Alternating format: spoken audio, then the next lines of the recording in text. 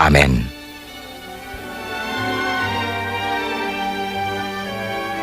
Ngayong nanalangin ka na ng panalangin may pananampalataya at iyon ang inanyayahan si Jesucristo sa iyong buhay, makakatiyak ka na siya ngayon ay nasa iyong buhay.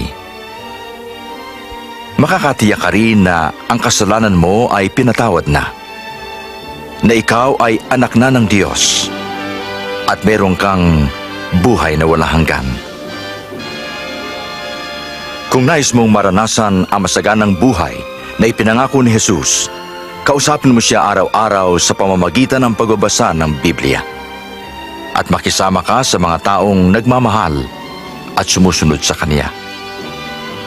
Higit sa lahat, alalahanin mo ang Kanyang mga pangako. Hindi ko kayo iiwan ni pababayaan